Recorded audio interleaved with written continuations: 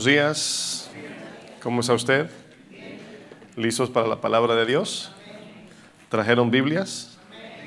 ¿Trajeron sus celulares, mejor dicho? Ya ese no se queda, ¿verdad? Ya no hay excusa, ¿verdad? Bueno, ¿qué les parece si usted abre su Biblia en el libro de Hebreos? Vamos al libro de Hebreos capítulo 11, por favor. Hebreos 11. Vamos a compartir un tema individual. He estado trayendo unas enseñanzas que pues le podemos llamar miniserie porque tienen una secuencia. En el día de hoy voy a hablar es una continuación del tema del domingo pasado. ¿Se acuerdan del tema del domingo pasado? Vamos a comprar unas palomitas de maíz al que se acuerde. Conscientes de la eternidad, ¿verdad que sí? Y quiero compartir en esta mañana un tema que lo he titulado Como mirando al invisible. ¿Cómo se llama el tema? Como mirando al invisible. Antes de entrar de lleno en el texto que vamos a leer como texto central, quiero pedir que usted me acompañe. Vamos a pedirle a Dios una vez más por la palabra y a preparar nuestro corazón para lo que el Señor tiene para nosotros. Vamos a orar. Padre, en el nombre de Jesús, te pedimos, mi buen Dios, que nos hables como siempre lo haces, que tu palabra sea suficiente, Señor, para nosotros, que tengamos una actitud no solamente dócil, humilde, Señor, con un oído abierto a ti, sino con hambre y sed de tu palabra, Señor. Sabemos que por medio de ella somos salvos, pero también somos transformados y nos ayuda a perseverar hasta llegar al final de nuestro caminar en Cristo. Te pedimos todo esto en el nombre de Jesucristo. Amén. Hebreos 11:24 dice: por la fe, Moisés, hecho ya grande, entiéndase, ya siendo adulto, dice, rehusó llamarse hijo de la hija de Faraón, escogiendo antes ser maltratado con el pueblo de Dios que gozar de los deleites temporales del pecado, teniendo por mayores riquezas el vituperio de Cristo que los tesoros de los egipcios, porque tenía puesta la mirada, ¿dónde? En el galardón. Dice luego el 27, por la fe dejó a Egipto, no temiendo la ira del rey, porque se sostuvo como viendo al invisible. Cuando pensamos en la fe, muy a menudo pensamos que la fe es algo que se origina en nosotros. Hablamos, por ejemplo, en términos de, así, usted escucha frases como, yo soy una persona de fe, soy un hombre, una mujer de fe. ¿Ha escuchado usted esa frase, verdad? O algunos dicen, yo tengo mucha fe. O algunos dicen, Dios responde mis oraciones porque yo tengo fe, ¿verdad? La fe que Dios aprueba, la fe bíblica, la fe que entendemos, que nos explica la palabra, ese tipo de fe no se origina en el hombre, entiéndase, en el ser humano. La consumación de la fe no es algo que surge de la iniciativa humana. Entonces, cuando nos hacemos la pregunta, ¿qué es la fe según la interpretación bíblica? ¿Verdad? ¿Cómo podemos entender de manera sana lo que significa la fe? El apóstol Pablo nos dice en Romanos 10:17, esto dice el apóstol Pablo, dice, así que, escuche bien porque este texto es pequeño, pero está cargadísimo de una gramática importante, porque si saltamos una palabra o la otra se pierde el sentido, ¿ok? Dice, así que, ese así que significa una continuación. Si usted nota el capítulo 10 de Romanos habla de la salvación, ¿verdad? Si crees, confiesas que Jesucristo es el Señor, serás salvo. Y luego comienza, ¿verdad? ¿Cómo serán salvos si no le predican? ¿Cómo predican si no los envían? Etcétera. Y ese así que es la continuación. Dice, así que la fe, escuche, la fe es por el oír y el oír por la palabra de Dios. Si usted toma cualquiera de esas palabras en este texto y las mueve, el texto se distorsiona y ya no se entiende igual. Porque ya aquí de entrada Pablo nos está diciendo que la fe no viene del hombre, la fe no se inicia en nosotros. Es decir, no es que no tengamos la capacidad de creer o tener fe, más bien la fe salvífica, la fe que salva, no comienza con nosotros. ¿Están de acuerdo? Muchos piensan que hay un solo tipo de fe, por ejemplo. Cuando hablamos de fe, es por eso que es importante los detalles en la Biblia, o detallar las palabras, porque a veces hablamos en términos, ¿verdad? Yo también soy creyente, hablas con personas así, ¿no? Y ser creyente, por ejemplo, alguien teísta, alguien que cree en un ser supremo, es alguien creyente. Pero no significa que es cristiano creyente, no significa que tiene la salvación, pero es creyente, cree que allá arriba hay un Dios. ¿Me explico? Entonces, a veces hablamos en términos bíblicos o cristianos y pensamos que estamos hablando de lo mismo. En mi país, no sé el suyo, pero en mi país todo el mundo es cristiano. Hasta el presidente te dice que Dios te bendiga, ¿no? Y tú hablas con personas, a mí se me dificulta a veces saber. Claro, ya al rato, como se comportan, te dicen que no son cristianos. Pero en mi país, desde que tú llegas, te dan una copa de ron, que Dios te bendiga, ¿verdad? Y donde quiera hay un letrero, una calcomanía, Cristo viene, Cristo te ama. Los autobuses públicos, le llamamos guaguas, tienen letreros adelante que dice, ¿verdad? Que Dios te bendiga, nada se puede sin Cristo. Y no son cristianos la mayoría. Vallas gigantes que dicen, todo lo que respire, alabe al Señor, Salmo 150. Mi país está lleno de cosas cristianas, pero no, en sí, bíblicamente no son cristianos. La mayoría no lo son. Entonces, cuando hablamos en términos de fe, decimos, yo también tengo fe, yo soy un agente de fe, no siempre estamos refiriéndonos a lo mismo. Fíjense, la Biblia nos habla de múltiples, de diferentes tipos de fe. En el discipulado estudiamos un poco de esto, no abundé porque imagínense, es una lista larguísima. Pero miren, le voy a mencionar algunos de los tipos de fe que existen. Por ejemplo, le voy a mencionar 7 por lo menos. Fíjense, pensamos que cuando hablamos de fe, estamos hablando de una fe. Pero la Biblia, cuando habla de fe, se refiere a muchos tipos de fe. Por ejemplo, está la fe de creer en milagros. Lucas 17 habla de los 10 leprosos. 10 creyeron en milagros, un solo creyó en la salvación. Pero los otros 9 creyeron que Jesús lo podía sanar. Dice que desde lejos le dijeron, Maestro, hijo de David, Señor, ten misericordia. Y lo sanó, tuvieron fe para milagros, pero no para salvación, porque no volvieron a Jesús. Está también la fe de los demonios. Santiago 2 dice que los demonios creen y tiemblan. Es una fe. Está la fe muerta que no produce buenas obras. También lo vemos en el libro de Santiago capítulo 2. Está la fe animal y terrenal. Animal en la Biblia no siempre es referente a un gato, a un león, a un elefante. Animal es alguien que responde por los sentidos naturales también. Pero la fe animal y terrenal es la capacidad de creer en lo que sea. Es la capacidad que todo ser humano tiene. De ahí viene la idolatría, gente que cree en cosas que no es el Dios verdadero. También está la fe natural que viene por la creación. Romanos 1:20 dice que el ser humano no tiene excusa porque la misma creación le dice que Dios existe. El Dios invisible se hace visible claramente por medio de las cosas hechas, ¿verdad? Se entiende. Está también la fe para salvación, en la que nos vamos a enfocar también. Romanos 1:16, por ejemplo, dice que en el Evangelio la fe viene para salvación.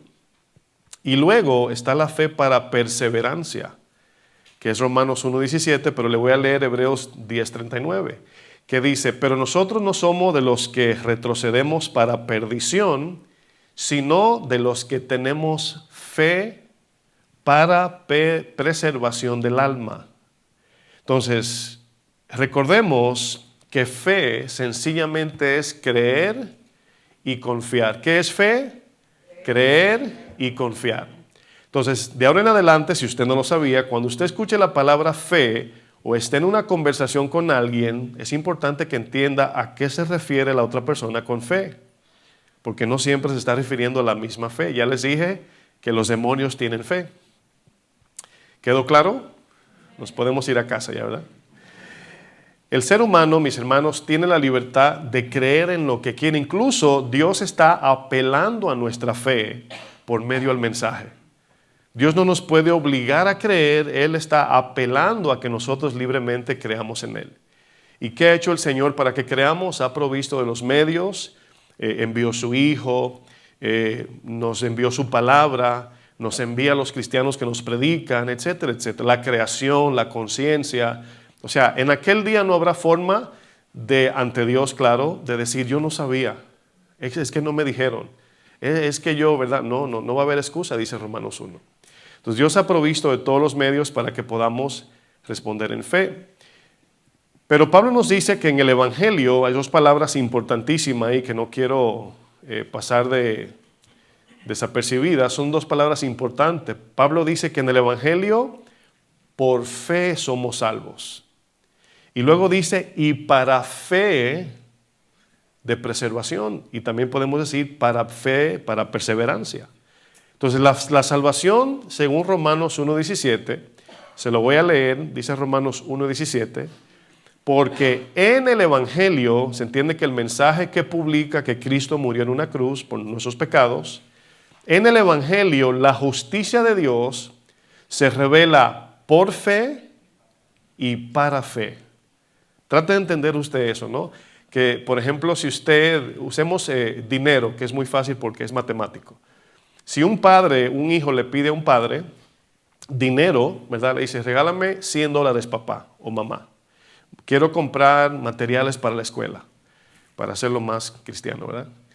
Y el papá o la mamá le da $100, ese hijo recibe, ¿verdad? Ese dinero, ese es el medio, como lo recibe, pero lo va a usar para comprar materiales de la escuela. Ahí está el por y el para. ¿Sí lo entienden? Entonces, si fuimos salvos, recibimos la salvación, ¿es para qué? Para vivir como Cristo vivió, para buenas obras. Ese es el por y el para, está muy claro. La justicia de Dios se revela por fe y para fe. Como está escrito, el justo dice por la fe vive o por la fe vivirá. Esa palabra vivirá significa que tiene vida, debe vivir en fe y vivirá eternamente. Fíjense qué tremendo esa palabra. Entonces, si no me falla la gramática, está en lo que se conoce como presente, activo, progresivo. Es decir, es una palabra que ya se cumplió, se está cumpliendo y se va a cumplir. No sé si están entendiendo, estamos en la clase de gramática hoy. Pero noten lo importante de distinguir estos puntos porque si decimos, yo soy cristiano, creí un día, ¿verdad? Y ya, ahí quedó todo. Bueno, aunque sea nacido de nuevo, está cuestionable la cosa porque no se ve el para, se ve el por. En el 1615 nací de nuevo, ¿verdad? Pero el para, ¿cómo veo? O sea, un día me casé, pero nunca vi el matrimonio. O sea, es más o menos igual. Por fe, mis hermanos, habla del medio por el cual somos justificados ante Dios. Somos salvos únicamente por medio de la fe. Escuchamos el mensaje del Evangelio y al creer, recibimos instantáneamente la salvación, así de fácil. Pero debemos de recordar que este oír por fe debe demostrar frutos de salvación. Suponiendo que usted un día aceptó al Señor y voy a creer que usted es nacido de nuevo. Quizás es real que usted nació de nuevo, a lo mejor es cierto. Pero para el mundo, si no damos fruto, no somos cristianos. Ese es el punto. O sea, compré la linterna, tengo la linterna, pero no veo la luz. Esa es la idea. El para, mis hermanos, para fe, indica que el Evangelio no solo comienza con la fe, sino que también nos conduce a una vida de fe. Así se complementa la salvación. Es decir, toda la vida cristiana se vive por fe hasta la muerte, hasta que partimos de este mundo. Precisamente cuando el apóstol Santiago habla de la fe muerta en el capítulo 2, Santiago hace una pregunta. ¿Podrá un cristiano que dice tener fe sin obras ser salvo? ¿Podrá este tipo de fe sin obras salvarle? Está fuerte esa pregunta. Entonces entendemos, no somos salvos por obras. Cristo lo hizo todo en la cruz. Pero si no hay obras, nuestra salvación está cuestionable. Yo no quisiera llegar en aquel día para darme cuenta si soy nacido de nuevo o no, porque ya no habrá tiempo. Por eso sabemos, mis hermanos, con toda claridad que la fe del cristiano no es una fe ciega y sin frutos, aunque vivimos como mirando al invisible. Siempre he dicho que la fe, o más bien dicho, esta frase la he usado, lo invisible no es inexistente. Repita conmigo, Lo invisible no es inexistente. El hecho de que yo no pueda ver algo no significa que no existe. ¿Están de acuerdo? Entonces ahí los ateos mayormente dicen, pues yo no creo en Dios porque no lo veo. Bueno, imagínense, o sea, C.S. Lewis era un cristiano también, escritor, poeta. Dijo algo, yo no creo en el sol porque lo veo, sino creo en el sol porque por medio de él veo todas las cosas. Y yo igual digo lo mismo y decimos, no creemos en Dios porque vemos a Dios, sino porque por medio de Dios vemos y entendemos todas las cosas. La fe de la cual la Biblia nos habla no es en sí misma algo simplemente humano. Alguien de su iniciativa natural no puede decir un día, se levanta, yo tengo fe en Dios, sin haber oído, sin haber tenido una experiencia, sin haber tenido por lo menos una conciencia o ver la creación. Primero es Dios el que nos emana algo que luego nosotros respondemos en fe. Porque no podemos poner la fe en lo que no conocemos. El tema de Dios existe porque Él se ha manifestado. Si Dios no se hubiese manifestado, el tema ni siquiera se toca. Porque ¿cómo hablar de lo inexistente si lo inexistente ni nombre tiene? Piense en algo inexistente y no va a poder. Voy a pensar en lo que no existe. No se puede. Ya con pensar estoy trayéndolo en existencia, me lo estoy imaginando. Entonces Dios ha venido, se ha manifestado por medio de su Hijo, su palabra y su Espíritu Santo. Miren, cuando la Biblia nos habla de fe, la Biblia nos presenta algunos elementos esenciales que trabajan en conjunto para que la fe que Dios aprueba se pueda consumar por completo. Porque la fe se compone de varios elementos. Lo vamos a ver. Si Pablo nos dice que la fe viene por el oír, esto nos aclara que la fe no inicia en el ser humano. O sea, yo no puedo tener mi propia fe y aparte de todo, ¿verdad? Yo tengo mi fe. Mi fe, bueno, tú quizás tienes tu fe, yo tengo la mía. Bueno, es posible que tengas tu propia fe, así de manera exclusiva, pero no es en Dios. No es en Dios, es en otra cosa, una imaginación. La fe viene por el oír la palabra de Dios, dice Pablo. Pero la pregunta es, ¿por qué es tan importante estas aclaraciones? Siempre que nos lanzamos de clavado en el mar y nos metemos en estos temas, créame, y me lo puede preguntar al final del servicio, hay una razón necesaria, práctica para nosotros. No solamente enseñamos para sonar que tenemos mucho conocimiento, no, mis hermanos. Es importante entender lo siguiente. ¿Por qué estoy explicando esto? Miren, la razón por qué es importante saber esto, 5 puntos en la vida de Moisés. Porque por la fe, Moisés tuvo la capacidad de negarse a los privilegios de Egipto. Por la fe, Moisés abrazó el sufrimiento de Cristo. Por la fe, Moisés pudo poner la mirada en el galardón. Por la fe, Moisés no tuvo miedo de la amenaza del rey de Egipto. Y por la fe, Moisés se sostuvo como viendo al invisible. Si tenemos la fe distorsionada, la fe bíblica, no podremos hacer nada de esto. Es como tener una receta distorsionada. O sea, no va a salir bien lo que cocinamos. ¿No quisieran ustedes tener una fe como la que tuvo Moisés? Bueno, para eso hay que entender qué es la fe. ¿Verdad que sí? Los milagros y maravillas que Dios manifestó por medio de hombres y mujeres de la Biblia, en todos vemos un común denominador. Este común denominador lo vemos en el capítulo 11 de Hebreos. ¿Qué es lo que se repite desde el principio hasta casi el final en el libro de Hebreos? ¿Qué frase? Por la fe, ¿verdad? Por la fe Noé, por la fe Enoc, por la fe Abraham, por la fe Sara, por la fe Rahab, por la fe, por la fe. Hoy sueña usted con la frase por la fe. Qué bueno, ¿verdad? Pero miren, Hebreos 11.1, permítame leerlo en la versión Dios habla hoy. Hebreos 11.1.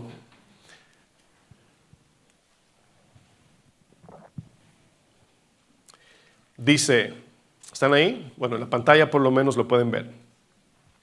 Tener fe es tener la plena seguridad de recibir lo que se espera, es estar convencidos de la realidad de cosas que no vemos. Ahora, ¿qué significa esto?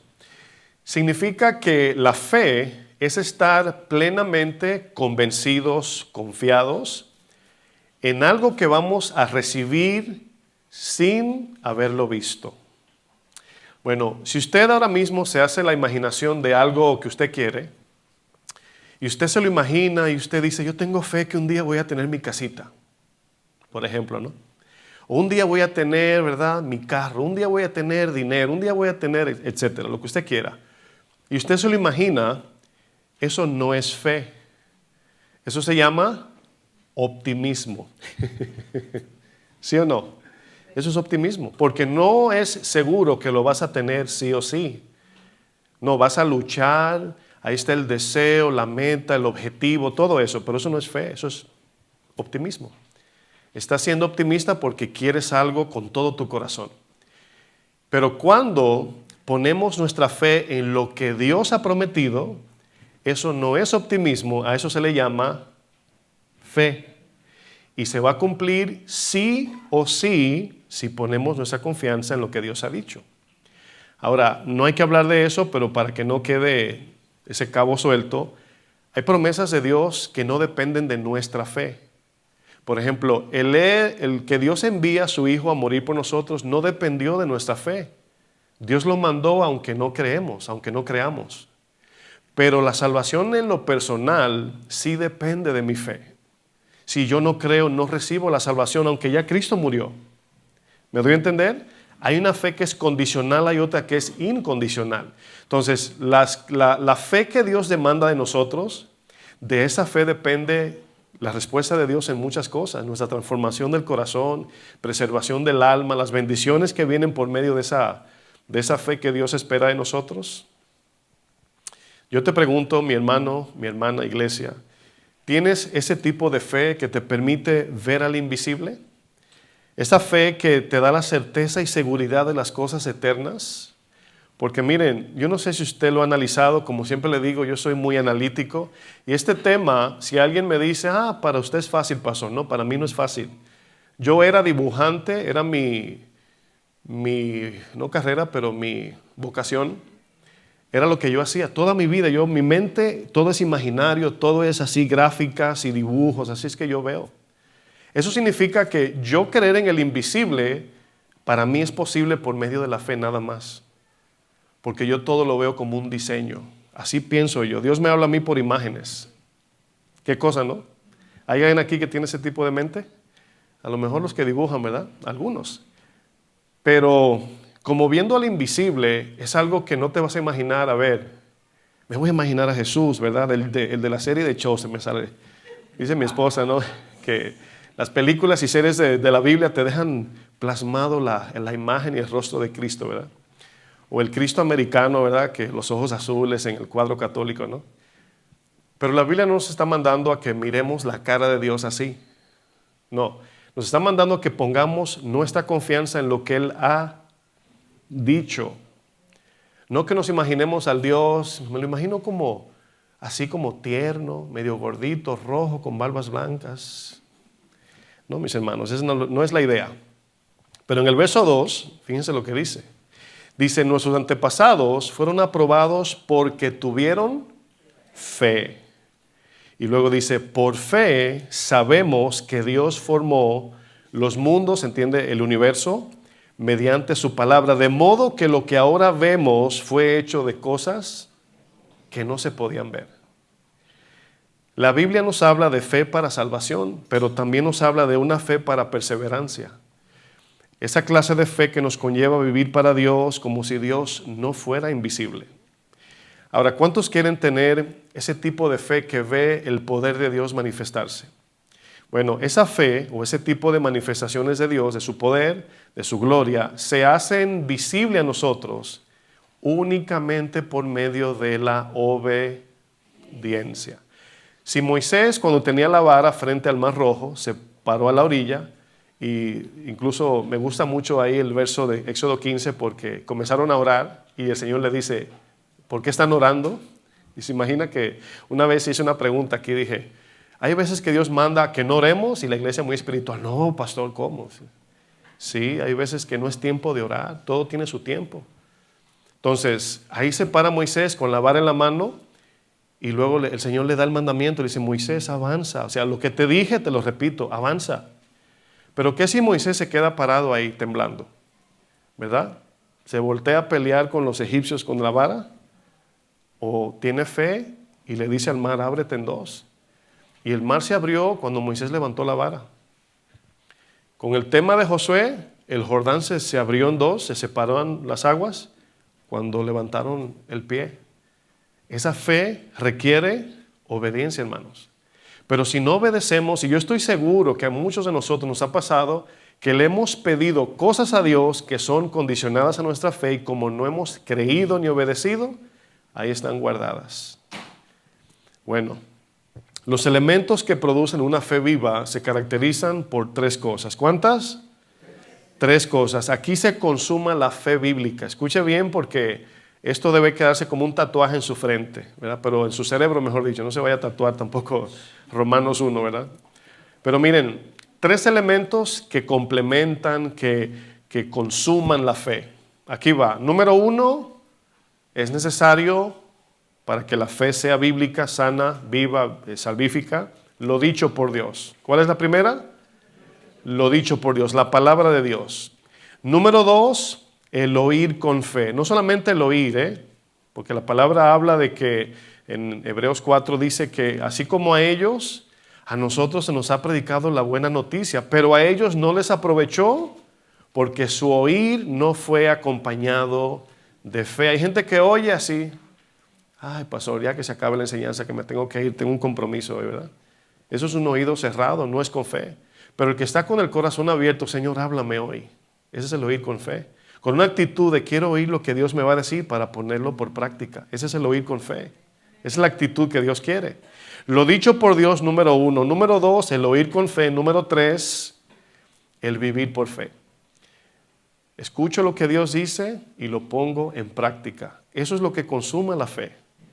Yo siempre utilizo el ejemplo de cuando nos mudamos en este lugar, que yo batallé muchísimo porque es una decisión así muy grande para mí, o fue muy grande. Pero yo también me di cuenta que si yo no daba un paso, aunque sea de confusión, nada iba a pasar, nada. O sea, el pastor Chuy cuando lo llamé, pastor, necesito un consejo, ¿verdad? Y le digo, ¿verdad? Y me dice, mira Fleming, me dice, hay algo que yo he aprendido a través de los años. Y es que cuando tenemos una visión clara de lo que Dios quiere y ya hemos visto en nuestro corazón que no estamos planeando nada macabro ni nada, sino que queremos hacer la voluntad de Dios, hay que dar un paso adelante aunque nos equivoquemos. Porque es mejor dar el paso equivocándose que no hacer nada. Bueno, gloria a Dios que no fue de equivocación, aquí estamos, 5 años después. Pero en el paso ¿se acuerdan del juego de la soga? En el me meto, no me meto, ¿verdad? Algunos se quedan ahí porque tienen miedo a que la soga le va a dar o que van a perder, no sé, pero algunos se quedan ahí, ¿lo hago o no lo hago? Y hay toda su vida en lo hago y no lo hago y no se dan cuenta o no ven al Dios invisible porque esa visibilidad espiritual se va a hacer real cuando obedezcamos. No sé si entendieron lo que dije. Miren, es tan sencillo como escucho, creo y vivo. Eso es lo que consuma la fe. Hay quienes oyen, ya conocemos la parábola del sembrador, 4 corazones oyeron. ¿Verdad que sí? Dice, y este oyó y no hizo caso. Este oyó y se ahogó la semilla. Este oyó, etc. Pero el cuarto dice, este oyó con buen corazón. Y este dio fruto al 30, 60 y al 100. Entonces nos damos cuenta que Dios quiere que vivamos por fe y no por vista. Pero ¿qué significa? Esa pregunta tan importante, ¿qué significa vivir por fe? Las cartas del apóstol Pablo dirigidas a los corintios estaban cargadas de un mensaje contra cultura. Pablo constantemente confrontaba a los corintios porque ellos venían de una cultura sensual y completamente carnal. Y los corintios, aunque ya eran cristianos nacidos de nuevo, todavía andaban con una mente carnal y sensual. Y en el primer capítulo Pablo les dice que dejaran de estar compitiendo porque cayeron en la carnalidad de no, a mí me gusta más Pedro, a mí me gusta más Pablo, no Cefas, no que Apolos. Y había una competencia, la iglesia estaba dividida en grupitos y cada grupito tenía su predicador, imagínense. Bueno, eso eran los corintios. Eran cristianos, pero vivían en una carnalidad cristiana, por así decirlo. Pero en el segundo capítulo, Pablo les habla de la sabiduría y la revelación del Dios invisible. Pablo les dice que la sabiduría de este mundo está limitada a lo visible y lo tangible. Y Pablo le dice, las cosas que Dios tiene preparado para nosotros no se pueden ver. Y en 1 Corintios 2, verso 9, miren cómo comienza este texto del verso 9. Dice, antes bien, como está escrito. O sea, aquí está tomando Pablo del Antiguo Testamento para repetirlo al Nuevo Testamento. Dice, cosas que ojo no vio, ni oído oyó, ni han subido en corazón de hombre. ¿Qué significa todo esto? Bien sencillo. Lo que no has tocado, lo que no has visto, lo que ni aún te has imaginado en tu mente, el texto dice, son las que Dios ha preparado para los que le aman. ¿Cuántos aman a Dios? Pero aquí viene otro desafío, porque la palabra amar, para los que aman, esa palabra implica una vida de obediencia. Los que aman a Dios, dice la palabra, guardan sus mandamientos. Entonces, siempre que usted vea la palabra para los que aman a Dios, ay, yo amo al Señor con amor San Valentino, ¿verdad? O sea, no, mis hermanos, es un amor con obediencia. Incluso es la obediencia que demuestra que en verdad le amamos, exactamente. Verso 10, dice, pero Dios nos las reveló. ¿Por qué tiene Dios que revelarnos cosas? Porque no están humanamente visibles. Son misterios, son secretos que Dios nos las revela a nosotros, el texto lo va a decir, por el Espíritu. Aquí la revelación, y quiero que note algo porque, como les digo, yo le hago preguntas a la Biblia, porque si somos objetivos para practicar la Biblia, no andaremos en la superficie, seremos objetivos. Por ejemplo, cuando yo estudio para mi estudio personal, este texto digo, Señor, tú me revelaste los misterios invisibles por el Espíritu. ¿Qué significa eso? La verdad, ¿qué significa? O sea, ¿qué significa que Dios me reveló su invisibilidad a mi vida? ¿Cómo es que lo hace? Y la respuesta es muy sencilla. Pone en nuestro corazón convicción de su existencia, de su persona, de su intimidad, de su poder. Lo pone en nosotros. Al punto que, es como les he dicho, por ejemplo, a ver si lo entienden, porque se necesita gracia para explicar esto. Cuando nacemos de nuevo, el Espíritu Santo así entra en nosotros, ¿sí o no? Pero ese Espíritu que está en nosotros, con nuestra razón humana, no entendemos todo. Entonces, mientras vamos estudiando la Biblia, vamos conociendo al que habita en nosotros. ¿Sí entienden lo que quiero decir? O sea, el Espíritu habita en el creyente, pero no entendemos su lenguaje muchas veces. Por eso al principio decíamos, ay, no sé cómo explicarlo, pero siento. Entonces comenzamos a sentir, porque el Espíritu nos está hablando, pero lo interpretamos por sentimientos. No sé, el Señor me está diciendo, me está poniendo el sentir de perdonar. No, Él te está diciendo que perdones, nada más que como es convicción, lo interpretamos como sentimiento. Ese espíritu que tenemos dentro, necesitamos conocerlo cada vez más por medio de su palabra, porque al estudiar la palabra no estamos apelando a los sentimientos nada más, porque a veces nos podemos confundir pensando que Él es el espíritu y no es el espíritu. La Biblia, la palabra, hermanos, es lo que nos da el lenguaje del Espíritu Santo. Por eso lo estudiamos. Bueno, espero que haya quedado claro porque es un tema un poquito complejo. Pero luego pregunta el verso 11, dice, pero porque ¿quién de los hombres sabe las cosas del hombre sino el espíritu del hombre que está en él? O sea, ¿quién sabe tus cosas más secretas, más que tú? Nadie, solamente tú. ¿Quién conoce mis secretos más profundos? Solamente yo, nadie más. Y por eso dice el texto, así tampoco nadie conoció las cosas de Dios sino el Espíritu de Dios. Y nosotros no hemos recibido el espíritu del mundo, sino el Espíritu que proviene de Dios. ¿Con qué fin? Para que sepamos lo que Dios nos ha concedido. Y luego dice, el cual, verso 13, también hablamos no con palabras enseñadas por sabiduría humana, sino con las que enseña, ¿quién? El Espíritu, acomodando lo espiritual a lo espiritual. Entiéndase, ubicando lo invisible con lo visible. Esa es la idea de acomodar aquí. Como somos seres hechos de material, de carne y hueso, con sentidos que tenemos que oler, tocar, oír y ver, las cosas invisibles Dios nos la ha dado por medio de su Espíritu Santo. Y así lo entendemos por la palabra. Dice el verso 14, pero el hombre natural se entiende que el que vive por sus sentidos naturales, dice, no percibe las cosas que son del Espíritu de Dios, o sea, no las entiende, no las puede juzgar, no las ve, porque para él son locura. Cuando tú perdonas al ofensor, el que no es cristiano dice, no, si soy yo, tú estás loco, te dice, no loca. Si soy yo, no le doy la otra mejilla, ¿verdad? Le doy los 5 ministerios, dicen por ahí, ¿verdad? El hombre natural no percibe las cosas que son del Espíritu de Dios porque para él son locura y no las puede entender porque se han de discernir, se entiende, se han de juzgar espiritualmente. Los corintios venían de una cultura completamente sensual que solo podían ver y entender por medio de los sentidos naturales, como saborear, oír, ver, oler, tocar. Todo lo que se pasara de los sentidos ya para ellos era demasiado. Todo por medio de los sentimientos. Los corintios que habían creído en Jesús se encontraban en el proceso santificador, así como usted y yo, pero aún todavía tenían características carnales que los conllevaban a vivir por medio de las cosas que podían ver y tocar. Todavía los corintios tenían puesta su mirada en lo terrenal. Esto nos acuerda a un hermano muy amado llamado Pedro.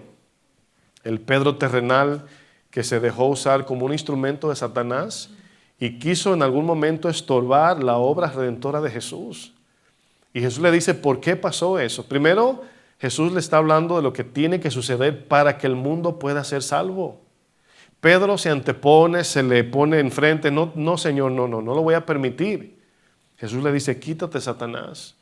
Y luego le dice otra cosa, eso es Pedro porque no tienes la mira en las cosas de arriba, sino en las de los hombres. Y cuando pensamos, mis hermanos, de manera terrenal y material, nos vamos a pegar a lo material. No vamos a ser generosos porque el dinero es mi vida, mi esfuerzo, mi tiempo, y si me lo quitan, me muero.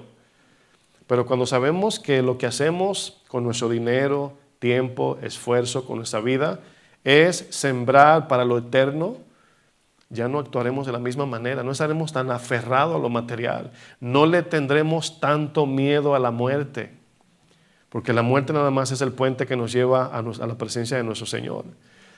El domingo pasado leímos 2 Corintios 4, 18, donde Pablo dice, no mirando nosotros las cosas que se ven, sino las que no se ven, pues las cosas que se ven son temporales, pero las que no se ven son eternas. En el capítulo 5, verso 7, Pablo continúa con el mismo pensamiento y les dice a los corintios, porque por fe andamos, no por vista. Por fe andamos, no por vista. El domingo pasado estuvimos hablando bajo el tema conscientes de la eternidad. Esta enseñanza, como dije, sería como una continuación. Pero vivir por fe es como, por ejemplo, cuando usted le hace una promesa de un regalo a un niño. Si usted le hizo una promesa a un niño que le va a regalar algo, usted tiene una deuda. ¿Sí o no? Y ese niño va a tomar esa promesa en su corazón y cada vez que te vea, no te va a saludar, no te va a decir cómo estás, te va a preguntar por la promesa. Y mientras se da esa promesa, si le pones fecha, por ejemplo, ese antes, durante y después, el niño te va a reclamar una y otra vez. ¿Dónde está lo que me prometiste? Por eso sabemos que hay niños que quedan traumados porque los padres le prometieron cosas, no le cumplieron y el niño pierde la motivación de tener esperanza, de tener planes. Fíjense qué cosa tan tremenda, ¿no? Un paréntesis, si un padre le ofrece o le promete a sus hijos estando pequeño algo y no cumple, ese niño con el tiempo desarrolla una desmotivación impresionante donde no ve el futuro como una esperanza y todo le da igual. Total, dicen pero no va a pasar nada. Y luego vienen a ser cristianos y se le hace difícil creerle a Dios y en sus promesas. Está tremendo, ¿no? Bueno, así como un niño no olvida alguna promesa de un regalo que tú le prometiste, claro, valga la redundancia, la fe, vivir por fe, no por vista, más o menos es así. Este niño se agarró de la promesa, se agarró de ahí y me imagino que los niños cuentan los días. Yo he visto casos donde niños le hacen promesas y cada día que pasa le preguntan, mamá, ¿qué es hoy? Y si le dicen, por ejemplo, vamos a suponer, el papá le dijo el 5 de enero que le va a hacer un regalo vamos a suponer, 15 de abril, ¿no? Y cada día dice, ya mañana es 15 de abril. Y dice, no, mi amor, todavía no, faltan unos meses. Oh, ok, meses. ¿Cuánto es un mes? Ay, 1, 2, ok. Y se acuesta y ella así, ¿verdad? Y mirando la hora, ¿se imagina el corazón de un niño? Y se levanta el otro día, ya es 15 de abril. Mi amor, ayer me preguntaste, te dije que faltan meses. Oh, ok, ok. Eso es lo que Dios quiere, que tengamos esa actitud. De la espera de lo que Dios ha prometido, un corazón. Por eso Jesús dice, si no nos hacemos como niños, o sea, con esa anticipación, que es una emoción buena, cuando esperamos por las bendiciones de Dios. Entonces, fíjense, el niño quizás no sabe cómo lo va a adquirir el papá el regalo. A lo mejor no le dijo qué es el regalo. No le dijo, verdad, los detalles, pero el niño está mirando lo invisible y está esperanzado, agarrado de la promesa y todos los días a lo mejor se porta bien hasta el 15 de abril por lo menos, ¿verdad? Pero es impresionante si pudiéramos tener un corazón así en la fe. Está tremendo, ¿no? Vivir por fe, mis hermanos, no es hacer una lista de peticiones a Dios para que Él las cumpla. Bíblicamente hablando, vivir por fe significa apegarnos a las promesas, planes y propósitos de Dios, aunque no nos dé lo que nosotros de manera personal queremos. Hay una diferencia muy grande, por eso cuando les dije al principio, hay quienes dicen, yo soy una mujer de fe. Yo conozco familiares míos que no son cristianos para nada, y cuando hablan con Dios miran por la ventana, Señor, gracias así, ¿verdad? Y dice, yo tengo fe, todo lo que yo le he pedido a Dios, todo me lo ha dado. Y ya eso es un terreno para evangelizar. Y le digo, mira, lo que pasa es que Romanos 2 dice, verso 4, que Dios es bueno. Y que de la manera que Él te está atrayendo a la salvación y al arrepentimiento es por medio de esas cosas que Él te da en su gracia común. Si tú le preguntas, ¿qué es eso que Dios te dio? Pues le pagó la renta, le pagó una deuda, lo sanó de una pierna, cosas terrenales, gracia común. Dios le ofrece su gracia común hasta a los ateos que aborrecen a Dios. Pero la gente dice que es por su fe. Bueno, hay que dejarlo con su fe, ¿verdad? La fe para salvación y perseverancia, mis hermanos, consiste en oír la palabra de Dios con toda confianza y fundamentar, establecer y edificar nuestra vida en la palabra de Dios. Por eso es que ser cristiano no es, si ve, por ejemplo, las hermanas se ponen maquillaje y está la base, el pintalabio, el delineador y todo eso, ¿verdad? O sea, la vida cristiana no es agarrar la Biblia y hacerle así. Eso no es. No, la vida cristiana, la fe cristiana es tratar de entrar esto en el corazón. Bueno, ya vio, ya entró en el corazón ahí. Esa es la idea, mis hermanos, que la palabra de Dios entre en nuestro corazón para que nuestros deseos, pensamientos, sentimientos, decisiones, confianza y esperanza estén todos alineados a la palabra y el propósito eterno de Dios. Amén. Dígalo con gusto. Dice, es que no he desayunado, pastor. Y esto es mucho material para mí, ¿verdad? En la mañana. Cuando Jesús enseñaba en el Sermón del Monte, habló de los dos cimientos. Usted conoce Mateo 7. Los dos cimientos nos hablan de dos elementos diferentes donde el ser humano fundamenta y establece su vida. Cuando usted piensa en su vida, todo ser humano hace esto. Obviamente se propone, planifica, trabaja y ahorra. Y cuando tiene sus ahorritos, decimos, comprar una casita, ¿verdad? Ahorrar un poquito de dinero en mi plan de retiro. Y todo eso está bien, o sea, no tiene nada de malo eso. Pero es pecado poner todo nuestro enfoque en fundamentar nuestra vida en la tierra sin pensar en lo eterno. Porque como hemos estudiado, lo terrenal, mis hermanos, es media pulgada comparado a los miles de millones de kilómetros de largo que tiene la vida eterna. para que tenga una idea más o menos. Uno de esos cimientos que Jesús menciona es la arena. La arena representa un fundamento débil, flojo, sin firmeza, que obviamente representa lo inestable y lo vulnerable de la vida en este mundo. Usted y yo sabemos que podemos trabajar, como decimos en mi país, fajarnos a trabajar, y ya cuando estemos, yo recuerdo una noticia que surgió una vez, hace como antes del COVID creo que fue, de un hombre, ¿verdad?, que era policía, y este hombre vivió una vida trabajando hasta ahora overtime, horas extras, lo que llamamos aquí, porque se quería retirar en su casita con su familia. Y un día antes del retiro, iba camino a su casa y tuvo un accidente y murió. Entonces, la pregunta, ¿estuvo mal que este hombre pensara en su retiro terrenal? Yo creo que no.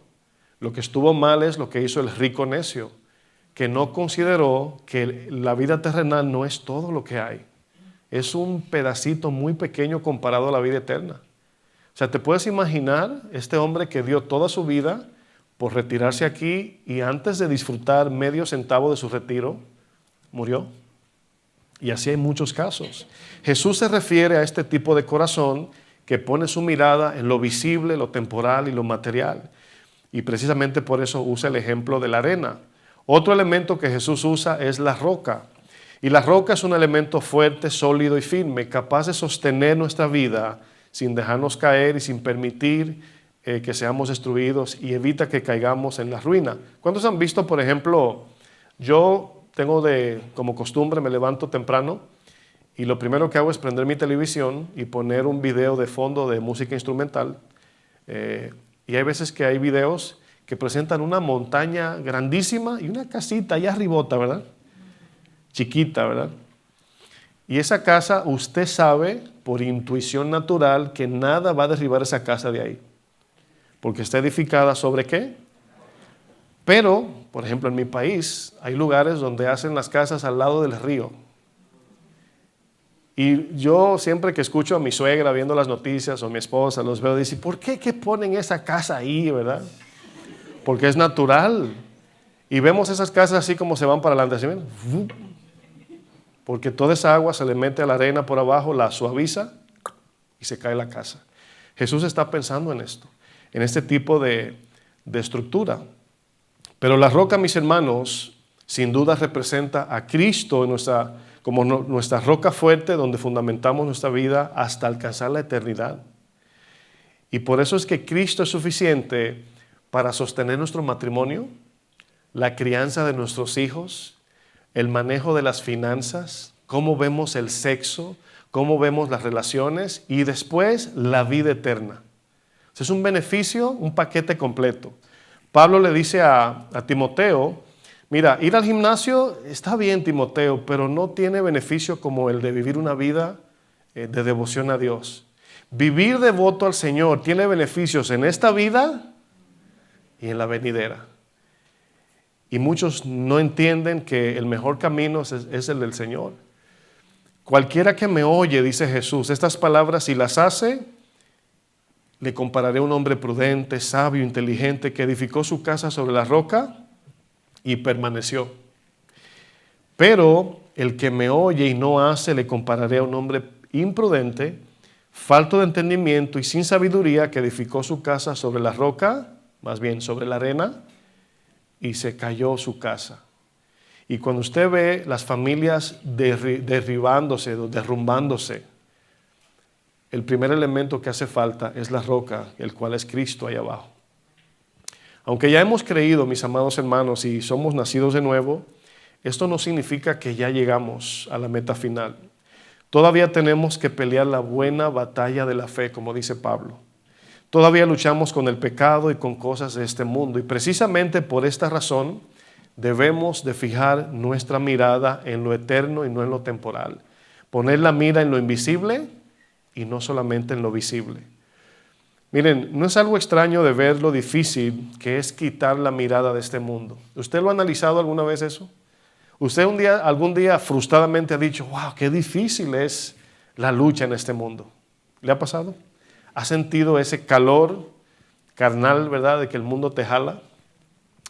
Cada vez se hace más difícil sostenernos firmes en nuestra fe en Dios. Cada vez se hace más difícil. Y siempre he hecho como esta analogía en sentido de gimnasio. Imagínense a alguien que levanta 100 libras, puede levantar 100 libras, un poquito forzoso, pero puede. ¿Qué pasa si esta persona pierde el 30% de sus fuerzas naturales? Bueno, pasan dos cosas. No solamente no puede levantar las 100 libras, sino que aparte de que no puede con esas 100, está más débil. No sé si usted lo entiende. No sé si entiende la analogía. Me explico en sentido espiritual. Si no crecemos como cristianos, si no nos fortalecemos, las pruebas serán más fuertes y nosotros estaremos más débiles. Entonces, esa persona que perdió 30% de sus fuerzas, esas 100 libras las siente como 200 libras. O sea, el peso que antes lo podía manejar, ahora se duplicó, pero tiene menos fuerzas también. Son dos efectos. Si el mundo se hace más intenso en sus tentaciones y yo más débil, es doblemente más difícil. ¿Están captando la situación? O sea, no es como que yo estoy firme, el mundo se hace un poco más fuerte y lo que tengo es que echarle un poco más de ganas. No. Es que por eso Jesús habló de multiplicación. El mundo se va a enfriar por la multiplicación de la maldad. Y la multiplicación, hermanos, no es suma. Es 2 por 2, 4, 4 por 4, 16, 16 por 16, 164. O sea, es de manera rápida que las cosas se ponen mal. Es impresionante, mis hermanos, el bombardeo digital que entra por nuestros sentidos cada día. Ya no sabemos lo que es artificial o real.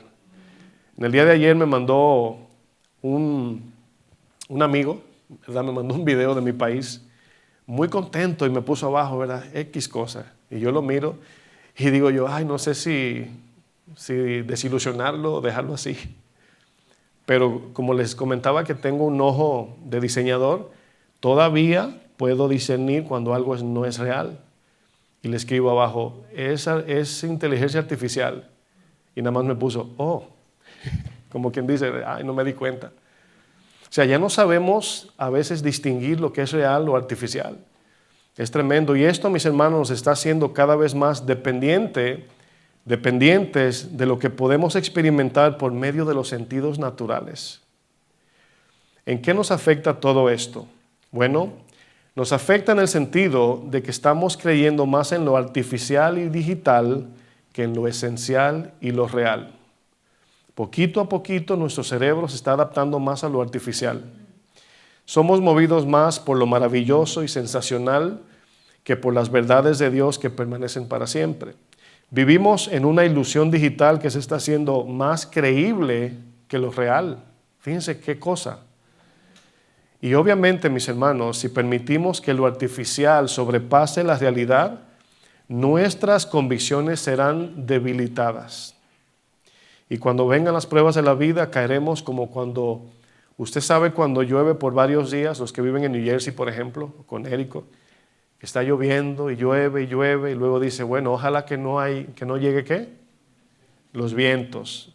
Porque con tanta agua se suavizan las raíces y los vientos comienzan a mover el árbol y se comienzan a caer. Así pasa con este mundo. El mundo te inunda con sus pensamientos anticristianos y luego comienza a golpearte con sus vientos de doctrinas y comenzamos a movernos así, a aflojarnos hasta que caemos, porque no estamos sobreedificados en la roca de Cristo. El cristiano de hoy mayormente está buscando experiencias visibles de milagros y maravillas por encima de la palabra.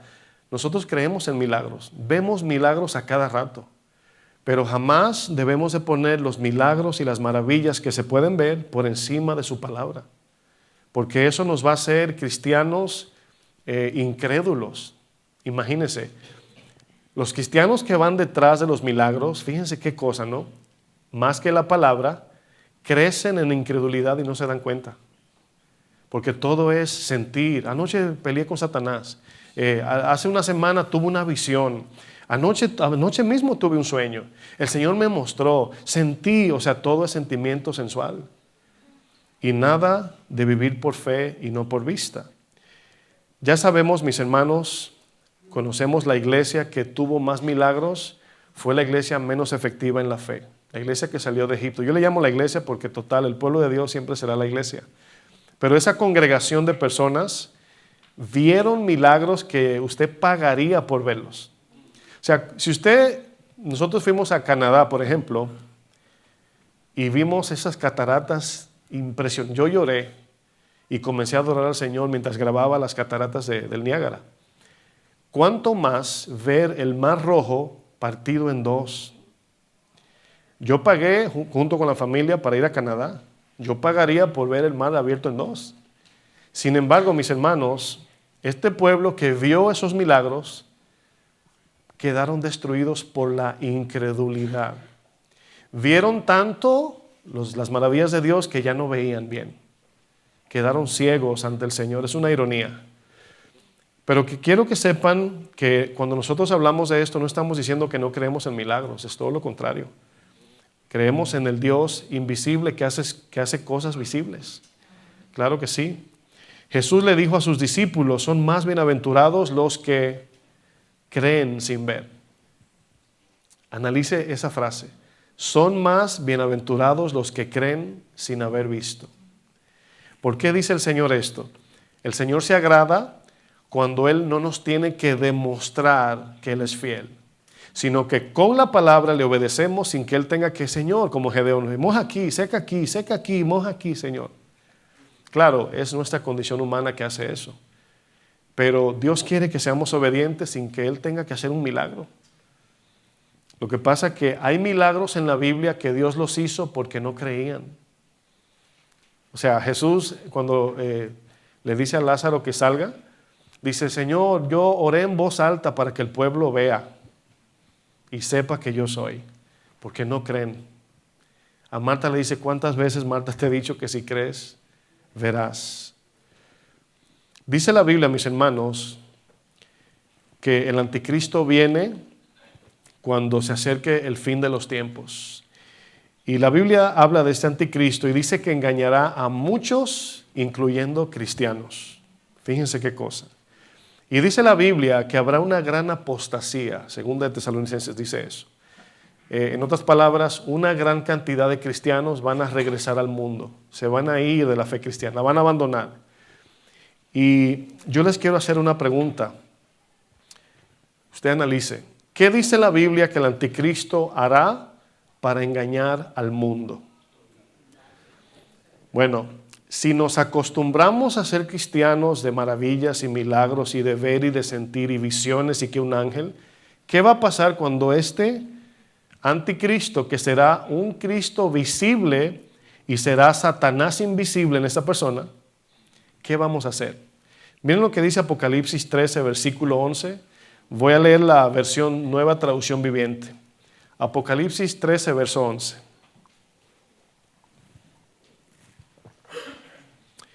Dice Juan, luego vi a otra bestia, esta salía de la tierra, tenía 2 cuernos, escuche lo que va a decir, como los de un cordero.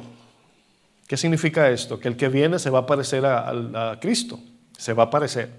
Dice, pero hablaba como dragón.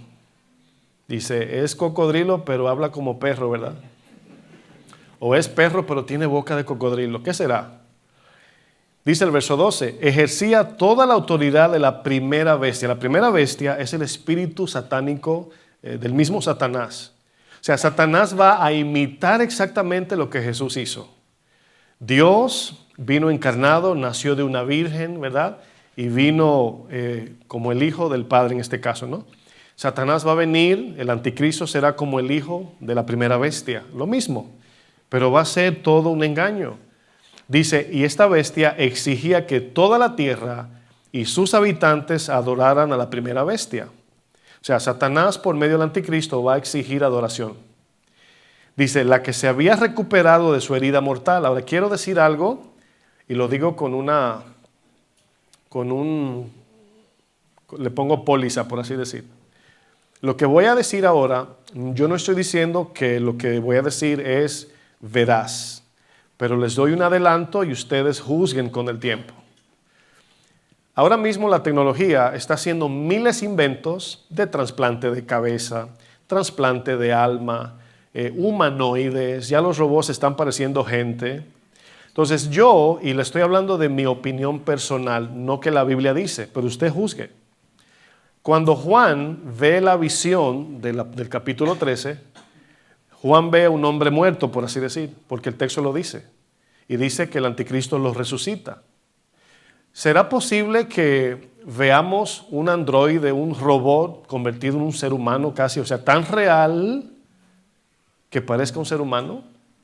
Casi mente como si le pusieran una alma. Ahora, con la tecnología como está, yo no tengo ninguna duda de que eso va a suceder. O sea, no diciendo que ese sea el anticristo, pero de que va a suceder, porque cuando usted pueda, busque en Google, el robot de Google, y búsquelo en YouTube. Si usted lo ve y parece un ser humano, y todavía falta por perfeccionar. La inteligencia artificial, mis hermanos, está acumulando información de base de datos para que cuando esos robots comiencen a funcionar tengan conocimiento de todo. En el día de ayer, yo recuerdo que me voy más atrás. Una vez el pastor Chuy me preguntó, junto a los pastores, que si se podía traducir sus enseñanzas para el inglés, porque había gente que no sabía mucho español y querían escuchar sus enseñanzas. Y en ese tiempo, no hace mucho, el subtítulo no estaba tan perfeccionado, o sea, como que no lo hacía muy bien, confundía palabras y eso. Y ayer estábamos viendo, mi esposa y yo, antes de ayer, una noticia de mi país, y los dominicanos a veces hablamos en dialecto, usted sabe, ¿no? Hablamos que no se entiende. Y me dice mi esposa, ¿qué dijo la persona? Porque habló muy enredado, ni yo lo entendí, que soy dominicano. Y dice mi esposa, ¿qué dijo? Y yo dije, lo voy a poner en subtítulo. Y me dice mi esposa, no lo va a entender. Digo yo, mi amor, lo va a entender, palabra por palabra. Bueno, lo que estoy diciendo es que todo este cúmulo de información un día entrará en la mente de un robot. Y no me miren así porque ya está pasando ahora mismo, o sea, no es una profecía, ¿eh? Ya Tesla está haciendo su robot, o sea, dentro de poquito tendremos policías robots y bueno. Yo estoy pensando, vuelvo y repito, mi opinión personal, que posiblemente este anticristo sea un androide. Alguien insensible, sin corazón, que va a gobernar. No lo sé, nada más, tienen cara de asustados, no es mañana que va a pasar. Pero se lo digo para que ustedes vean cómo se está desenvolviendo todo. Repito por tercera vez, el pastor no está diciendo que ya eso es, porque a medida que el tiempo pasa van cambiando qué va a ser la marca de la bestia. ¿Quedó claro, verdad? Bueno, firme aquí. Casi mente, ¿verdad? Es que luego no falta el que le agregue un pedazo. Pero miren lo que dice. Dice el verso 13.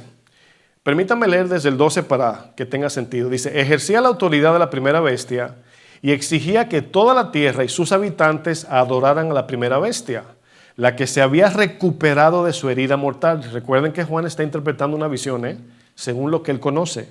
Verso 13, hacía milagros asombrosos, incluso que cayera fuego del cielo a la tierra mientras todos observaban. Con los milagros que se le permitió hacer en nombre de la primera bestia, engañó a todos los que pertenecen a este mundo. Luego dice, les ordenó que hicieran una gran estatua de la primera bestia, la que estaba herida de muerte y después volvió a la vida, porque siempre se pregunta uno, ¿quién mató a la segunda bestia? O sea, ¿quién la mató? Bueno, no dice la Biblia. Dice, luego se le permitió dar vida a esta estatua que pudiera hablar. ¿Están notando lo que estoy diciendo? Se parece, no estoy diciendo que así es. Pero dice, repito, verso 15, se le permitió dar vida a esta estatua para que pudiera hablar.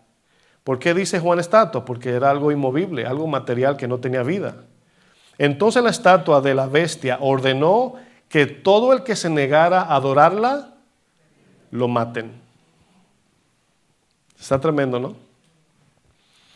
¿A quiénes ustedes creen que el anticristo va a engañar? Pues obviamente a los que viven por vista, no por fe. Porque cuando él haga este tipo de maravillas, la gente se va a quedar con la boca abierta. Y estamos viviendo en tiempos donde el cristiano ya no cree que Dios hace milagros. Entonces, ya Dios no hace milagros, ya yo no veo los milagros de Dios, y luego surge este anticristo haciendo milagros. La realidad, mis hermanos, del mundo espiritual se está escondiendo más detrás de lo artificial muchas veces. Yo no digo que lo artificial sea demoníaco ni lo digital, no digo eso. Pero estamos entrando en una era donde estas dos en algún momento se van a fusionar. Y ya no vamos a saber qué es qué. Ya los demonios no existen en las mentes de muchos cristianos. Hacer mención de lo demoníaco ya es una locura o a veces ofensivo. Pero a medida que la ciencia y la tecnología incrementen su capacidad intelectual, de inteligencia artificial, en esa misma medida nuestras creencias, convicciones y fe van a ir disminuyendo si no nos cuidamos. Efesios 6:12, Nueva Traducción Viviente, dice: pues no luchamos contra enemigos de carne y hueso, sino contra gobernadores malignos y autoridades del mundo invisible, contra fuerzas poderosas de este mundo tenebroso y contra espíritus malignos de los lugares celestiales. Que el mundo no crea en la existencia de los poderes demoníacos es entendible porque no son cristianos, son ciegos. Pero que los cristianos vivan bajo la ignorancia de que vivimos en medio de una guerra espiritual constante es un peligro que trae consecuencias eternas. No debemos de pensar que todo es el diablo, pero tampoco debemos pensar que nada es el diablo. Pablo le dijo a los corintios que no ignoren las maquinaciones de Satanás, no la ignoremos. Y aquí, mis hermanos, nos damos cuenta que si ignoramos lo que está operando detrás de la maldad, si ignoramos esa mente macabra y maliciosa, la cual es de Satanás, Efesios dice que tiene un ejército. Los demonios son seres inteligentes que te conocen desde que tú naces. Ahí están rondando el mundo. Cuando le pregunta el Señor a Satanás, ¿de dónde vienes? No le dijo de Cancún, ¿verdad? O de Punta Cana. No, de rodear la tierra y de andar por ella. ¿Qué anda haciendo Satanás? Buscando a quien devorar. Eso dice la Biblia. Entonces, Satanás y los demonios son los que están detrás del pensamiento de los brujos, de los que leen la mano, la carta, la taza, de los del horóscopo, de todo ese tipo de brujería. Y hoy los cristales, y hoy hay brujería digital, hoy hay hasta aplicaciones de brujería. Usted va a una tienda de juguetes y venden cuija para niños. ¿Quién no sabe lo que es una cuija aquí? Todos saben lo que es una cuija, ¿verdad? Es un juguete que tú comienzas a invocar demonios y se mueve sola. Venden cuija, usted busca en Google, yo sé que le va a dar un poco de miedo, pero busque. Cuija para niños, rosadita, bonita, con florecitas. Eso es lo que estamos viendo, mis hermanos. ¿Usted nunca se ha preguntado por qué la Biblia es el libro más atacado, más odiado, más debatido y más distorsionado en la historia humana? Y no los demás libros de otras religiones, solamente la Biblia. Bueno, tiene una respuesta a eso, mis hermanos. Como cristianos tenemos diferentes tipos de luchas espirituales. Las tentaciones vienen a nosotros de diferentes colores y sabores. O sea, Satanás conoce nuestras debilidades y nos asigna un demonio o 1000 demonios para tentarnos. A cada uno de nosotros, créanmelo. Y aunque usted sea cristiano y reprenda al diablo, ahí están los demonios tratando e intentando tentarnos, hermanos. Pero el que anda por vista no lo cree. Dice, el pastor yo creo que no se desayunó esta mañana. No se tomó su pastillita. ¿Cuántos quieren vivir en la fe de Giesi? ¿Se acuerdan de Giesi? ¿Nadie conoce a Giesi aquí? Bueno, a lo mejor tienes una fe de Giesi sin saber qué es Giesi porque andas por vista, no por fe, ¿verdad? Giesi es el siervo de Eliseo. ¿Ya lo conocen? Bueno, Giesi, sucede una situación donde el rey de Siria quiere borrar a Israel del mapa. ¿No se ha preguntado por qué todo el mundo está contra Israel? Si es un mapita que en el globo terráqueo que tengo en mi oficina, lo pinté de rojo porque ni se ve. Pero todos los misiles apuntando así, ¿verdad? Desde los tiempos bíblicos. Y el rey de Siria quiere borrar a Israel del mapa. Pero resulta que cada vez que el rey de Siria planifica atacar a Israel, Dios le revela al profeta Eliseo los planes y astucia o tácticas del rey. Y Eliseo le informaba al rey de Israel que se cuidara porque lo descubría. Pero resulta que el rey de Siria se da cuenta que es Eliseo, uno de los babilonios le dice, o de los sirios le dice, no, mi señor, no es que, lo que pasa es que el varón de Dios ahí está con ellos y les descubre tu secreto más oscuro de tu recámara. Dice, ajá, Eliseo. Bueno, vamos a buscar a Eliseo y a destruirlo. Bueno, esa es la escena en contexto, pero en 2 Reyes 6, verso 15, fíjense, dice, y se levantó de mañana y salió el que servía al varón de Dios, parece que salió a buscar el periódico. Usted imagíneselo, ¿verdad? Este es Giezi, y he aquí el ejército que tenía sitiada la ciudad. Si él salió con su cafecito, así, y abrió los ojos, se le cayó, y se quedó así. En el buen dominicano casi mente, ay, mi madre, ¿verdad? Casi mente, ¿verdad? Si fuera dominicano, Giezi. Fíjense lo que dice el texto, dice, y he aquí el ejército que tenía sitiada, o sea, rodeada la ciudad, con gente de a caballo y carros. Entonces su criado le dijo, ay Señor, ay mi madre, nos vamos a morir, ¿verdad? Le dice, ¿qué haremos? Pero noten aquí lo que significa la diferencia de vivir por fe y por vista. Y le dijo Eliseo, no tengas miedo. Ahora, piense usted, entre en la escena, imagínese Eliseo, quizás ahí, ¿verdad? Leyendo su periódico, y Giezi así temblando, así, mirando todo alrededor hacia los sirios, imagínenselo. Y Eliseo leyendo la parte, ¿verdad?, de la noticia de la mañana, ¿verdad?, ahí, sin mirar al ejército.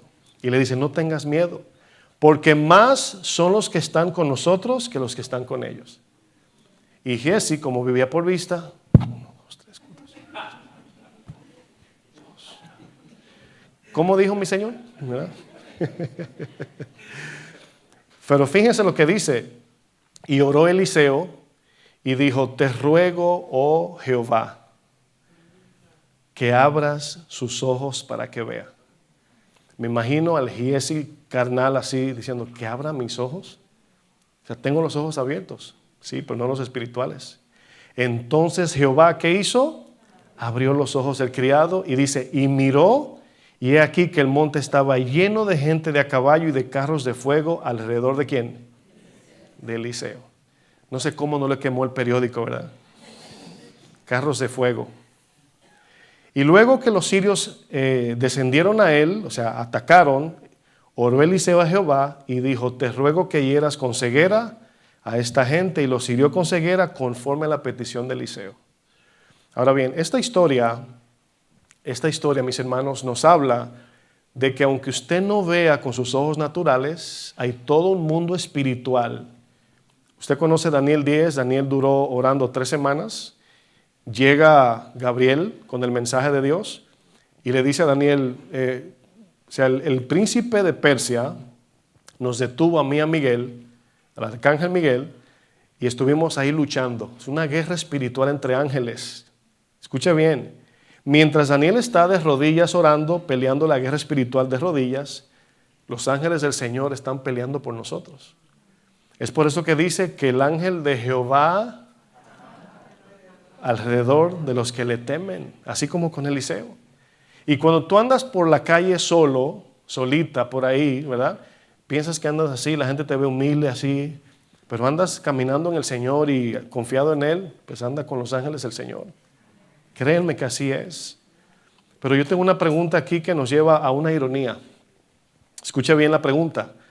¿Cómo es posible que un hombre como Giezi, después de vivir al lado de un hombre como Eliseo, como lo fue Eliseo, a la misma vez era un hombre carnal, codicioso, mentiroso y con una mente terrenal? Usted conoce la historia de Giezi, o algunos de ustedes, donde Eliseo sana de lepra a Naamán, el general de Siria. Y cuando le ofrece dinero el Naamán a Eliseo, le dice, no, ¿cómo voy a tomar dinero por un milagro? O sea, el Señor no hace milagros por dinero. Eso se llama simonía en la Biblia, ¿verdad que sí? Es como que alguien se sienta agradecido aquí porque oramos y fue sano y nos dé una ofrenda personal. No debemos de tomarla porque lo va a confundir. Ahora, si es alguien con entendimiento y sabe que todo es por gracia, está bien. Pero este hombre no era cristiano, no era creyente, por así decir. Y se va Giezi calladito y le cayó atrás a Naamán y le dice, Señor, mi señor se la da como de muy humilde, dámela a mí la ofrenda, ¿verdad? y le cayó la lepra a Giesi, porque Dios ve. Entonces Giesi andaba por vista, no se daba cuenta de lo que estaba haciendo. Estaba dañando el testimonio del evangelio por medio de eso que hizo. Porque los paganos cobraban por milagros, Dios no cobra por milagros. ¿A dónde se le fue a Giesi todas las enseñanzas del profeta Eliseo? ¿Te imaginas vivir al lado de Eliseo? Yo no, porque aparte de ver experiencias de Dios sería un desafío. Es verdad, yo acomodándome para acostarme y Eliseo levantándose para orar. Y yo, ay, no, así no, Eliseo. Pero no es de extrañarse porque Judas Iscariote tuvo de maestro a Jesús. O sea, esto nos dice que aunque tengamos el mejor maestro, la mejor iglesia, no es garantía, claro, si no pones de tu parte, que vas a ser un buen alumno. Con todo y que Giesi anduvo de mano derecha con Eliseo, era un hombre codicioso, mentiroso, terrenal, carnal. No tenía la fe de Eliseo. Es por eso, mis hermanos, que Dios le demanda a cada uno en lo personal. Cuando el centurión le pide a Jesús que haga el milagro para sanar a su siervo que se encontraba enfermo, dice la Biblia que Jesús se maravilló por la fe de este centurión. Y en Mateo 8, verso 5, dice, entrando Jesús a Capernaum, vino a él un centurión, es un romano que tiene a su cargo 100 soldados. Centurión significa 100, tiene la palabra 100 ahí. Y son 100 soldados a su cargo, bajo su responsabilidad. Dice, y diciendo, Señor, fíjense, el romano no es hebreo, no es judío, todavía no es cristiano, pero creemos que ya era creyente por lo que dice. Y en estos textos es importante, es otro tema, pero es importante ver que el tipo de fe que tenía este hombre para milagros, primero era fe para salvación, por cómo veía quién era Jesús. Lo van a ver. Dice luego, Señor, mi criado está postrado en casa, paralítico, gravemente atormentado. Y Jesús le dijo, yo iré y le sanaré. O sea, voy a ir y le voy a poner las manos. Respondiendo el centurión y dijo, Señor, no soy digno de que entres bajo mi techo. Lo primero que hace es elevar la dignidad, la persona de Cristo la pone en su lugar. Él es el Señor. Acuérdense, este hombre tenía a cargo 100 soldados. Jesús anda con una ropita común, sencilla, pero ese centurión sabía quién era Jesús. Nota lo que dice, solamente di la palabra. Señor, no tienes que ir hasta allá, solamente di la palabra. Y mi criado sanará. El verso 9 nos va a decir cómo este centurión veía a Jesús. El centurión no estaba viendo a Jesús por su fachada, su presencia, su cara, su tamaño, su ropa. No. Le dice, porque también yo soy hombre bajo autoridad. ¿Sabe lo que está diciendo el centurión? Que todo en este mundo está bajo la autoridad de Cristo. Y que lo único que tiene que hacer el Señor es decir y se cumple. Por eso dice, porque yo también soy hombre de autoridad. Y tengo bajo mis órdenes soldados y digo a este ve y va y al otro ven y viene y hace esto y lo hacen. Al oírlo Jesús, ¿qué dijo? Se maravilló y dijo a los que le seguían, de cierto os digo que ni aún en Israel he visto tanta fe. Miren, la fe nos da ojos espirituales para ver a Dios. Como este centurión vio a Jesús por encima de él y por encima del César y como autoridad de todas las cosas. Mis hermanos, la Biblia dice que el Señor le dio una promesa a Abraham. La conocemos. Esa promesa de Abraham, si Abraham comenzaba a poner sus ojos en él, no se cumplía en su vida. Por eso Romanos dice que Abraham creyó en esperanza contra esperanza. La esperanza puesta en Dios, pero la esperanza contra su propia debilidad. O sea, si él se paraba todos los días, yo voy a tener un hijo con 100 años, Sara que es estéril, y yo voy a tener, ¿y cómo yo? Y todo en el yo, no iba a creer. Abraham y Sara se olvidaron de ellos y pusieron su confianza en el invisible. Se agarraron de la promesa. Y es por eso, mis amados hermanos, que Santiago dice, Santiago 2:22 dice, ¿no ves que la fe, escuche lo que dice, actuó juntamente con sus obras y que la fe se perfeccionó por las obras? Lo que Dios le dijo, Abraham lo creyó y lo obedeció. Esa es la perfección o consumación de la fe, mis hermanos. Si tú escuchaste hoy la palabra de Dios y quedó en tu mente, no bajó al corazón, esa fe no se va a perfeccionar, no va a hacer absolutamente nada en tu vida. Aunque te acuerdes de memoria del mensaje completo, con lujo de detalle, punto, coma, acento, todo. Si no lo llevamos a la práctica, el mensaje se quedó en la superficie y dice Jesús, o el enemigo se lleva la semilla, o se ahoga, o no echa raíces. Es por eso que oír con fe es importante, es por eso que esa fe, al recibirla, mis hermanos, nos da ojos espirituales. Siempre en nosotros esa convicción de saber que aunque no podemos ver a Dios, Él está obrando en nuestra vida. ¿Sabe cuál es el punto más ciego del cristiano espiritualmente hablando? En medio de las pruebas. Cuando Dios te bendice con cosas terrenales, ay, mi Dios es tan bueno. Mira, lo puedo ver, hasta besito le tiro en el aire, ¿verdad? Cuando llega la prueba, no te veo, Señor, ¿dónde estás? Y eso habla de una fe sentimental y emocional. Fe, mis hermanos, repito, no es creer que Dios hará lo que le pedimos según nuestros deseos personales. Fe es hacer la voluntad de Dios y confiar en que Él hará, cumplirá su plan, aunque Él no haga lo que yo quiero de manera personal. Por eso es que la fe, el mensaje no es atractivo, es necesario. El evangelio no es atractivo, es necesario. Las recetas médicas no son atractivas, son necesarias. Entonces, por más que queramos decorar el mensaje, siempre será ofensivo, siempre nos va a confrontar, siempre nos va a demandar, siempre nos va a exponer. Pero es necesario. La fe bíblica, mis hermanos, nos quita la mirada de lo temporal de este mundo y pone nuestra mirada en lo eterno. Mis hermanos, vamos a terminar leyendo en la Nueva Traducción Viviente el mensaje o el texto que leímos al principio, de Hebreos 11:24.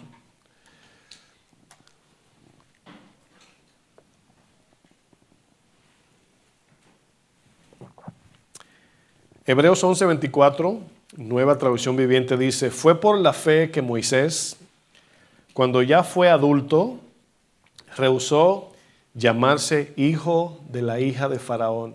Rehusó, o sea, él mismo se destituye de una posición de prestigio, terrenalmente hablando.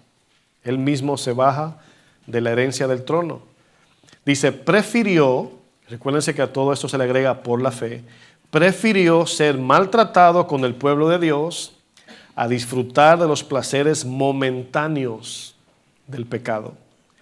Y dice, consideró que era mejor sufrir por causa de Cristo que poseer los tesoros de Egipto, pues tenía la mirada puesta en la gran recompensa que recibiría. Fue por la fe que Moisés salió de la tierra de Egipto sin temer el enojo del rey, siguió firme en su camino porque tenía los ojos puestos en el invisible. Amén. Póngase de pie, por favor.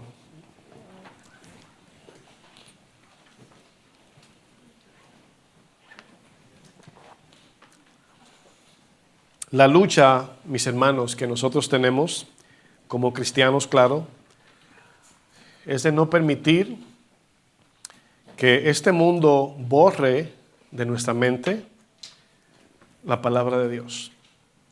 Pero yo quiero desafiarlos a que piensen en lo siguiente, y quizás esto sería una tarea para todos. Si nuestra mente y corazón fuera como una vasija, y todo lo que entra como pensamientos lo medimos en onzas, litros. Pensemos en esta mañana, el día de hoy, recibimos 1 litro de la palabra de Dios en 2 horas. Nos queda el resto del día y vamos a tener que enfrentar el mundo. Quizás algunos van al mall, van a comer, van con familiares o se van a su casa a ver televisión o en el teléfono, no sé. Pero van a seguir, ¿verdad?, entrando cosas por nuestra mente. ¿Cómo podemos nosotros mantenernos mirando al invisible a pesar de que lo visible es tan real, tan tangible, lo podemos experimentar de manera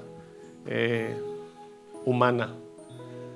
O sea, ¿cómo vamos a enfrentar un mundo que cada día nos hace sentir como si el paraíso está aquí? Cada día la cosa se pone más cómoda. Y si se ha dado cuenta, Esa comodidad años atrás era para los ricos. Creo que todos venimos, la mayoría de pueblos, de campos, ¿verdad? Donde comíamos lo que ponían en la mesa. Aquí es, ¿qué vamos a comer? Hasta se pelea porque no sabemos qué escoger. ¿Han visto matrimonios casi pelearse porque no saben lo que van a comer? Mi amor, ¿qué quieres comer? No, di tú. No, mi amor, tú. Tú, por favor. Te quiero complacer. No, mi amor, tú. Mi amor, tú. Y ahí comienza por el pleito, ¿verdad? Mi amor, tú, ¿verdad? O sea, vivimos ahora un estilo de vida donde nos podemos complacer mayormente con lo que queremos. Aunque sea con un tarjetazo, como decimos los hispanos. O sea, cada día se facilita más la comodidad, lo sensual, el conocimiento. O sea, cada día se pone más difícil.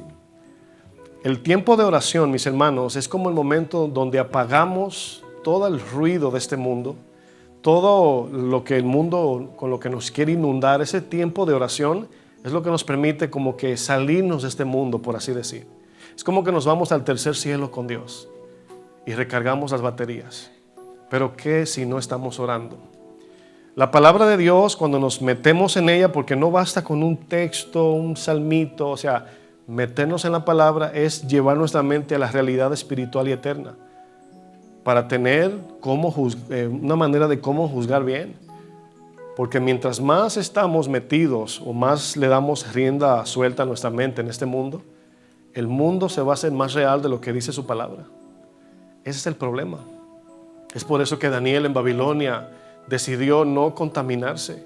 Y parte de ello tenía que ver con orar 3 veces al día, cuidar sus ojos, no darse tanto lujo, deleite o comodidad. Dice que prefirió comer legumbres antes que los alimentos deleitosos del reino. Él lo hacía no porque la palabra se lo prohibía. Claro, había una costumbre, una cultura que tenía su dieta, pero se podía usar la excusa de que estaban esclavos. Señor, ¿qué voy a comer si eso es lo que hay, verdad? Filete, Señor. Daniel decidió no contaminarse. Mantuvo una mente junto con Sadrach, Mesach y Abednego. Cuando vino la prueba de postrarse ante la imagen, ellos se quedaron, se sostuvieron o pudieron sostenerse, si lo dije mal, como mirando al invisible. El rey los amenaza, les dice, lo voy a meter en un horno de 7 veces, lo voy a calentar y nada más con entrar se van a chicharrar. Y le dicen, rey, no es necesario que te contestemos. Convicciones firmes mostraron. Nuestro Dios nos puede salvar, sin duda. Pero aunque no nos salve, aunque sintamos nuestra piel así quemarse y tostarse, nuestra fe no se va a mover. ¿Pudiéramos ser así? Pero acuérdense de esto, esa fe no surgió en ese momento. Esa fe viene de una vida y estilo de vida de fe de todos los días. De negarnos, de orar, de mantenernos en la palabra, de santificarnos, de congregarnos, de servir a Dios. Es un estilo de vida. Cuando un cristiano dice, ay, ¿por qué hay que tanto esto y tanto aquello? O sea, es que es un estilo de vida. Es todo. La Biblia dice que el cristiano tiene que hacer de su vida la palabra de Dios. Entonces, preparémonos, iglesia. No juguemos y no tomemos, no pensemos que esta tranquilidad que hay hoy se va a quedar así para siempre. Las pruebas llegan de repente. Jesús dijo, van a llegar sí o sí. Vamos a cerrar nuestros ojos y a pedirle a Dios que nos ayude. Señor, ayúdanos, Padre. Una vez más, clamamos a ti, Señor. Yo sé que tú nos sostienes, nos fortaleces. La fe en sí misma es un poder espiritual que nos capacita a soportar las tentaciones, a vivir para ti, a creer en ti, a mirarte como si fueras visible, Señor. La fe es un poder que viene por medio de tu palabra y nos da la capacidad de vivir como los discípulos vivieron. La fe, Señor, nos sostiene. Así como Moisés, Señor, nos da la capacidad de negarnos a tentaciones que a veces son imposibles decirle que no. La fe nos ayuda a no tener miedo. La fe nos ayuda a abrazar el sufrimiento antes que el placer y la comodidad. Porque la fe todo lo que hace en nosotros es conforme al propósito eterno de Dios. Ayúdanos, Señor, en el nombre de Jesús. Amén.